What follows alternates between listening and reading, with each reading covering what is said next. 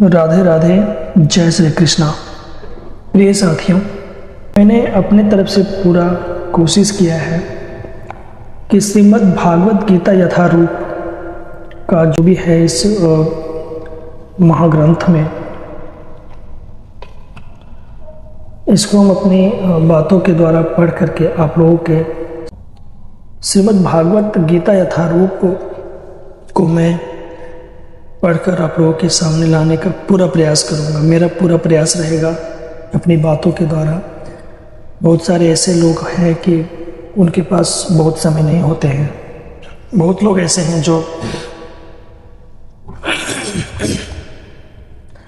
भगवत गीता को पढ़ते नहीं हैं और उनके पास कुछ प्रॉब्लम्स होती हैं। कुछ लोगों का मन भी नहीं करता, कुछ लोगों का करता भी है। बहुत सारे लोग ऐसे हैं जिनके पास समय नहीं होता है। तो मैं अपना वीडियो के द्वारा श्रीमद् भागवत गीता यथारूप का पूरा जो कुछ है इस भगवत गीता में, वो सब आप लोगों के सामने लाने का पूरा प्रयास करूंगा। तो मैं पहला अध्याय जो है वो शुरू कर रहा हूँ। प्रेम से बोले वृंदावन बिहारी लाल की जय। तो अध्याय 1 में है,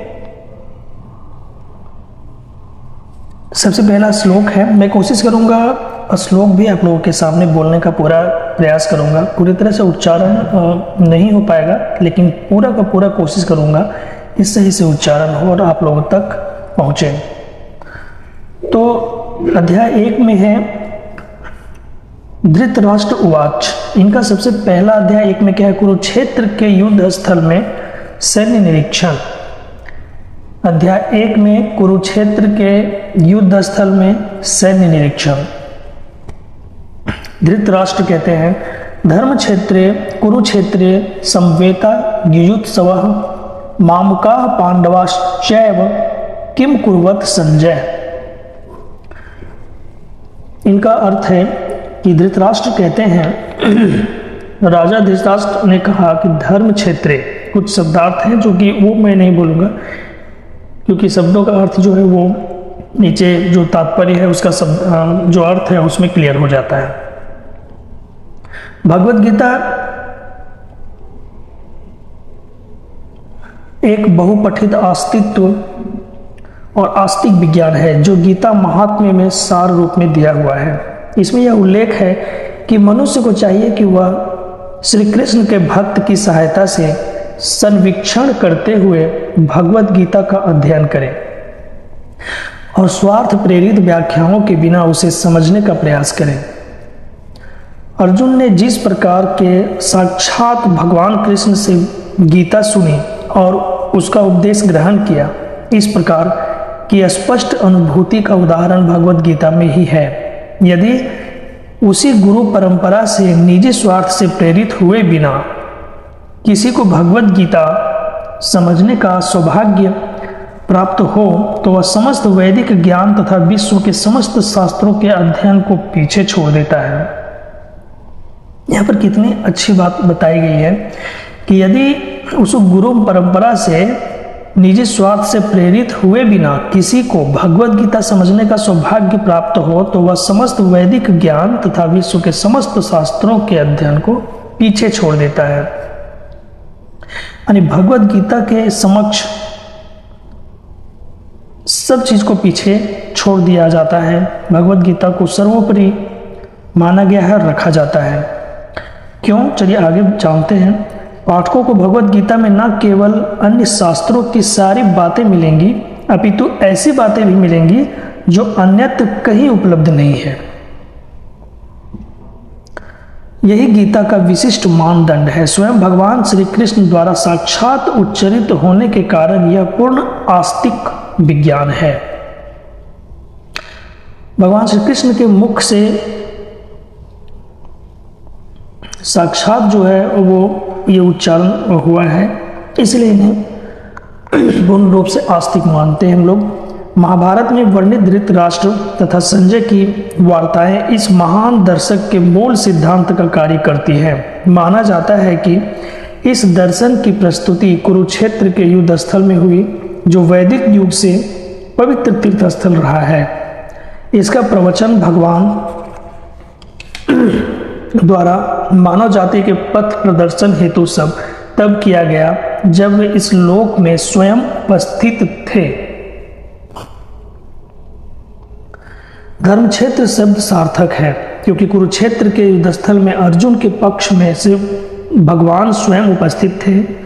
कौरवों का पिता धृतराष्ट्र अपने पुत्रों की विजय की संभावना के विषय में अत्यधिक संदिग्ध था।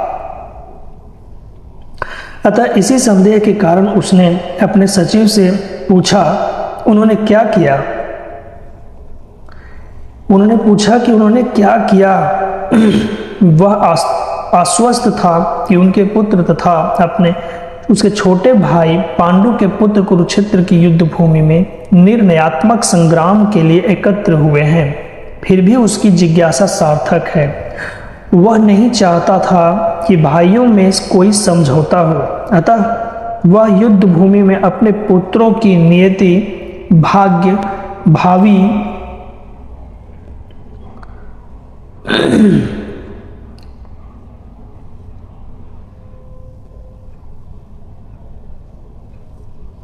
के विषय में आश्वस्त होना चाह रहा था। चूंकि इस युद्ध को कुरुक्षेत्र में लड़ा जाना था, जिसका उल्लेख वेदों में स्वर्ग के निवासियों के लिए भी तीर्थस्थल के रूप में हुआ है। अतः धृतराष्ट्र अत्यंत भयभीत था कि इस पवित्र स्थल का युद्ध के परिणाम पर ना जाने कैसा प्रभाव पड़े। उसे भली बातें ज्ञात था कि इसका प्रभाव अर्जुन तथा पांडु के अन्य पुत्रों पर अत्यंत अनुकूल पड़ेगा, क्योंकि स्वभाव से ही वे सभी पुण्यात्मा थे। संजय श्री व्यास का शिष्य था, अतः उनकी कृपा से संजय धृतराष्ट्र के कक्ष में बैठे बैठे कुरुक्षेत्र के युद्ध स्थल का दर्शन कर रहा था। इसलिए धृतराष्ट्र ने उससे युद्ध स्थल की स्थिति के विषय में पूछा। पांडव तथा धृतराष्ट्र के पुत्र दोनों ही एक वंश से संबंधित हैं, किंतु यहाँ पर धृतराष्ट्र के वाक्य से उसके मनोभाव प्रकट होते हैं। उसने जानबूझकर अपने पुत्रों को कुरु कहा और पांडु के पुत्रों को वंश के उत्तराधिकार से विलग कर दिया। इस तरह पांडु के पुत्रों था अर्थात अपने भतीजों के साथ धृतराष्ट्र की विशिष्ट मनः स्थिति समझी जा सकती है। जिस प्रकार धान के खेत से अवांछित पौधों को उखाड़ दिया जाता है, उसी प्रकार इस कथा के आरंभ से ही ऐसी आशा की जाती है कि जहां धर्म के पिता श्री कृष्ण उपस्थित हों, वहां कुरुक्षेत्र रूपी खेत में दुर्योधन आदि धृतराष्ट्र के पुत्र रूपी अवांछित पौधों को समूल नष्ट करके युधिष्ठिर आदि नितांत धार्मिक पुरुषों की स्थापना की जाएगी। यहाँ धर्म क्षेत्रे तथा कुरुक्षेत्रे शब्दों की उनकी ऐतिहासिक तथा वैदिक महत्ता के अतिरिक्त यही सार्थकता है। संजय उवाच दृष्टा तु पांडुवाणिकं व्यूढ़ं दुर्योधनस्तदा आचार्यमुपसंगम्य राजा वचनमब्रवीत।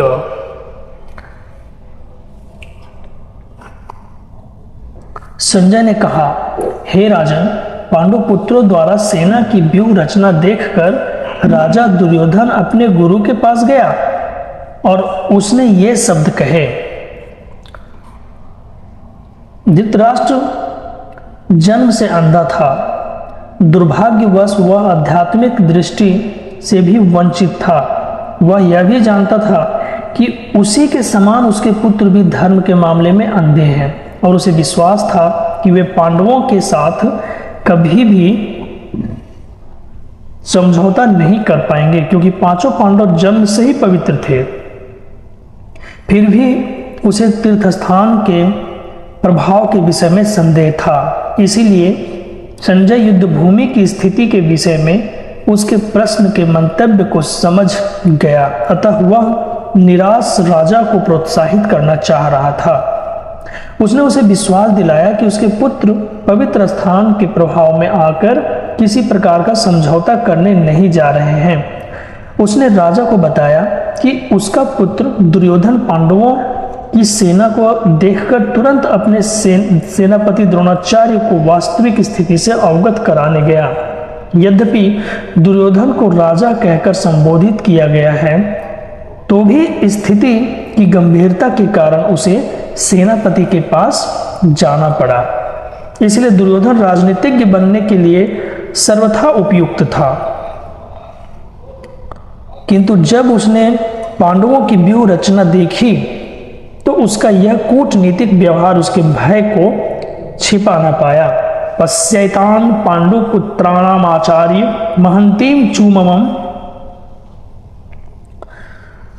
व्यूढ़ान द्रुपद पुत्रेण तव शिष्येण धीमता। हे आचार्य, पांडु पुत्रों की विशाल सेना को देखें, जिसे आपके बुद्धिमान शिष्य द्रुपद के पुत्र ने इतने कौशल से व्यवस्थित किया है। अर्थात इसका तात्पर्य है, परम राजनीतिज्ञ दुर्योधन महान ब्राह्मण सेनापति द्रोणाचार्य के दोषों को इंगित करना चाहता था। अर्जुन की पत्नी द्रौपदी के पिता राजा द्रुपद के साथ द्रोणाचार्य का कुछ राजनीतिक झगड़ा था। इस झगड़े के फलस्वरूप द्रुपद ने एक महान यज्ञ संपन्न किया, जिससे उसे एक ऐसा पुत्र प्राप्त होने का वरदान मिला जो द्रोणाचार्य का वध कर सके। द्रोणाचार्य इसे भली भांति जानता था, किंतु जब द्रुपद का पुत्र धृष्टद्युम्न युद्ध शिक्षा के लिए उसको सौंपा गया, तो द्रोणाचार्य को उसे अपनी सारे सैनिक रहस्य प्रदान करने में कोई झिझक नहीं हुई। अब धृष्टद्युम्न कुरुक्षेत्र की युद्ध भूमि में पांडवों का पक्ष ले रहा था और उसने द्रोणाचार्य से जो कला सीखी थी, उसी के आधार पर उसने यह व्यूह रचना भी की थी। दुर्योधन ने द्रोणाचार्य की इस दुर्बलता की ओर इंगित किया, जिससे वह युद्ध में सजग रहे और समझौता ना करे। इसके द्वारा वह द्रोणाचार्य को यह भी बताना चाह रहा था कि कहीं वह अपने प्रिय शिष्य पांडवों के प्रति युद्ध में उदारता ना दिखा बैठे। विशेष रूप से अर्जुन उसका अत्यंत प्रिय एवं तेजस्वी शिष्य था। दुर्योधन ने यह भी चेतावनी दी कि युद्ध में इस प्रकार की उदारता से हार हो सकती है।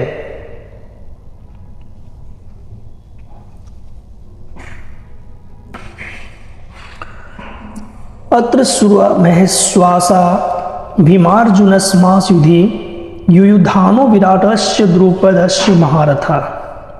इस सेना में भीम तथा अर्जुन के समान युद्ध करने वाले अनेक वीर धनुर्धर हैं, यथा महारथी युयुधान, विराट तथा द्रुपद। तात्पर्य, यद्यपि युद्ध कला में द्रोणाचार्य की महान शक्ति के समक्ष धृष्टद्युम्न महत्वपूर्ण बाधक नहीं था, किंतु ऐसे अनेक योद्धा थे जिनसे भय था। दुर्योधन इन्हें विजय पथ में अत्यंत बाधक बताता है, क्योंकि इनमें से प्रत्येक योद्धा भीम तथा अर्जुन के समान दुर्जेय था। उसे भीम तथा अर्जुन के बल का ज्ञान था, इसीलिए वह अन्यों की तुलना इन दोनों से करता था। धृष्टकेतुश्चेकितान काशीराजश्च वीर्यवान पुरोजित कुंती भोजश्च सव्यश्च नरपुंगवः। इनके साथ धृष्टकेतु, चेकितान, काशीराज, पुरोजित, कुंती भोज तथा सैव्य जैसे महान शक्तिशाली योद्धा भी हैं। युधामनुश्च विक्रांत उत्तमौजाश्च वीर्यवान सौभद्रो द्रौपदेयाश्च सर्व एव महारथः। पराक्रमी युद्धामन्यु, अत्यंत शक्तिशाली उत्तमौजा, सुभद्रा का पुत्र तथा द्रौपदी के पुत्र, ये सभी महारथी हैं। अस्माकं तो विशिष्टा ये तानि बोध द्विजोत्तम नायका मम सैन्यस्य सर्ग्यार्थ तान ब्रवीमे ते। किंतु हे ब्राह्मण श्रेष्ठ, आपकी सूचना के लिए मैं अपनी सेना के उन नायकों के विषय में बताना चाहूंगा जो मेरी सेना की को संचालित करने में विशेष रूप से निपुण हैं। भवान मिश्च भवान भीमश्च कर्णश्च कृपश्च सिमिन्तिञ्जयः अश्वत्थामा विकर्णश्च सौमदत्तिस्तथैवोच्च। मेरी सेना में स्वयं आप, भीष्म, कर्ण, कृपाचार्य, अश्वत्थामा, विकर्ण तथा सोमदत्त का पुत्र भूरिश्रवा आदि हैं जो युद्ध में सदैव विजयी रहे हैं। तात्पर्य यह है, दुर्योधन उन अद्वितीय युद्धवीरों का आलेख करता है जो सदैव विजयी होते हैं और होते रहे हैं। विकर्ण दुर्योधन का भाई है, अश्वत्थामा द्रोणाचार्य का पुत्र है और सोमदत्ती या भूरिश्रवा वाल्मीकियों के राजा का पुत्र है। कर्ण अर्जुन का आधा भाई है क्योंकि वह कुंती के गर्भ से राजा पांडु के साथ विवाहित होने के पूर्व उत्पन्न हुआ था। कृपाचार्य की जुड़वा बहन द्रोणाचार्य को ब्याही थी। अन्ये च बहवः श्रूरो मदर्थे त्यक्त जीविता नाना शस्त्र प्रहरणाः सर्वे युद्ध विशारदाः। ऐसे अन्य अनेक वीर भी हैं जो मेरे लिए अपना जीवन त्याग करने के लिए उद्यत हैं। वे विविध प्रकार के हथियारों से सुसज्जित हैं और युद्ध विद्या में निपुण हैं। अर्थात यहाँ तक अन्यों का जयद्रथ, कृतवर्मा तथा शल्य का संबंध है। वे सब दुर्योधन के लिए अपने प्राणों की आहुति देने के लिए तैयार रहते थे। दूसरे शब्दों में यह पूर्व निश्चित है कि वे सब पापी दुर्योधन के दल में सम्मिलित होने के कारण कुरुक्षेत्र के युद्ध में मारे जाएंगे। निस्संदेह अपने मित्रों की संयुक्त शक्ति के कारण दुर्योधन अपनी विजय के प्रति आश्वस्त था। अपर्याप्तम तदस्माकं बलम भीष्माभिरक्षितम पर्याप्तम त्विदमेतेषां बलम भीमाभिरक्षितम। हमारी शक्ति अपरिमेय है और हम सब पितामह द्वारा भलीभांति संरक्षित हैं, जबकि पांडवों की शक्ति भीम द्वारा भलीभांति संरक्षित होकर भी सीमित है। इसका अर्थ यह है कि यहाँ पर दुर्योधन ने तुलनात्मक शक्ति का अनुमान प्रस्तुत किया है।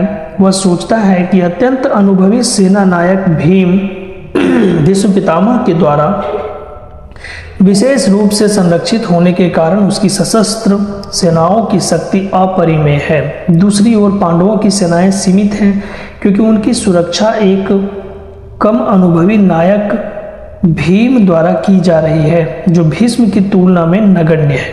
दुर्योधन सदैव भीम से ईर्ष्या करता था क्योंकि वह जानता था कि यदि उसकी मृत्यु कभी हुई भी तो वह भीम के द्वारा ही होगी, किंतु साथ ही उसे दृढ़ विश्वास था कि भीष्म की उपस्थिति में उसकी विजय निश्चित है क्योंकि भीष्म कहीं अधिक उत्कृष्ट सेनापति हैं।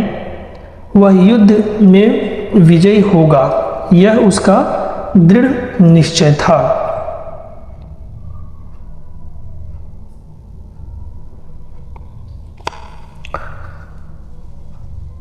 जय श्री कृष्ण। इस वीडियो में बस इतना ही। मिलते हैं अगले वीडियो में फिर आगे की कहानी के साथ। राधे राधे, जय श्री कृष्ण।